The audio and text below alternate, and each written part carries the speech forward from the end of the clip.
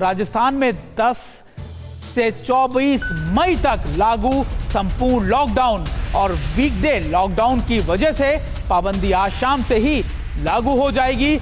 10 मई की सुबह 5 बजे से 24 मई की सुबह 5 बजे तक कड़ी से पाबंदी की जाएगी, कड़ाई से पाबंदी की जाएगी, खास तौर पर राजस्थान में भी।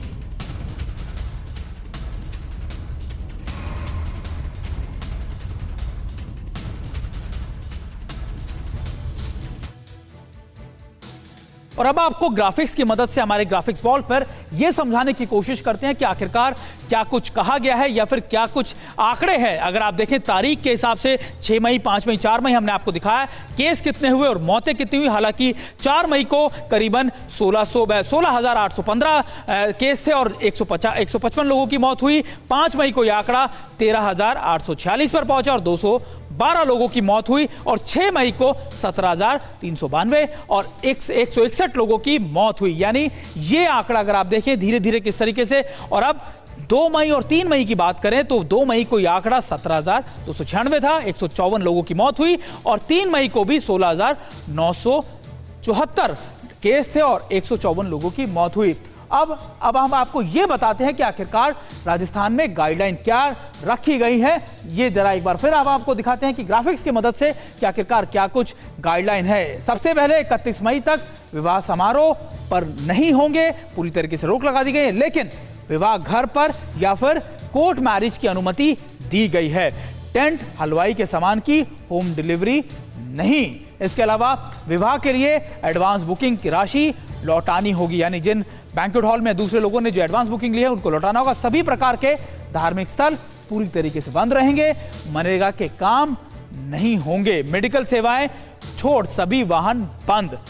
अंतर्राष्ट्रीय माल ढोने वाले भारी वाहनों को अनुमति दी गई है और इसके अलावा बाहर से आने वालों को 72 घंटे की RT-PCR रिपोर्ट दिखानी होगी, उन्हें जरूरी है। रिपोर्ट नहीं दिखाने पर 15 दिन का क्वारंटीन रहना पड़ेगा और पलायन रोकने के लिए उद्योग निर्माण इकाइयों में काम होगा। ये महत्वपूर्ण है क्योंकि कई लोग जो हैं और इसको छोड़कर अपने राज्यों को छोड़कर जा रहे थे। अब इस खबर के ऊपर हमारे संवाददाता जितेश के पास सीधे चलते हैं। जितेश, अगर बात की जाए इस नए गाइडलाइंस का तो क्या जो पिछले कई दिनों से हम अपने ग्राफिक से दिखाया कि जो संख्या है, जो केसेस है कमी हुई है, क्या उसका सीधा प्रभाव अब इस वजह से नए निर्देशों की वजह से भी होगा?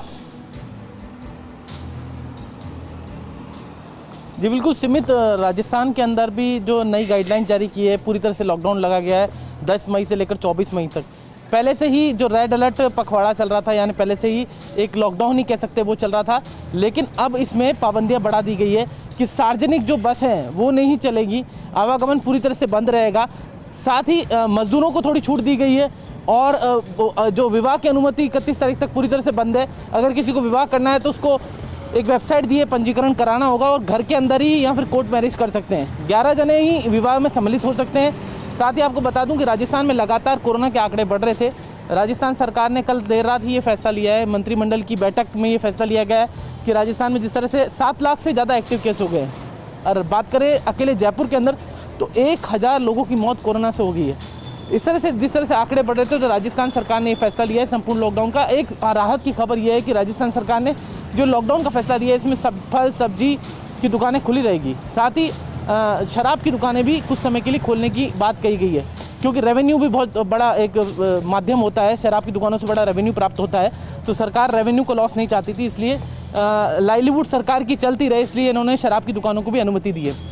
और आपको बता दूं कि अगर मजदूरों को भी अनुमति है, फैक्ट्रीज वगैरह बंद नहीं रहेगी, लेकिन एक पूरी तरह से लॉकडाउन रहेगा, सख्त लॉकडाउन रहेगा। जिस तरह से राजस्थान में लगातार कोरोना के आंकड़े बढ़ रहे थे तो चैन तोड़ने के लिए राजस्थान सरकार ने एक अहम फैसला लिया है। लेकिन सबसे बड़ा सवाल ये खड़ा हो रहा है कि क्योंकि देश के प्रधानमंत्री लगातार खास तौर पर, क्योंकि आपने जिस तरीके से अपडेट दिया, हम आपसे यही कहेंगे कि आप भी सेफ रहिए और खास तौर पर लोगों से ये आग्रह करेंगे कि वो लॉकडाउन का पालन भी करें।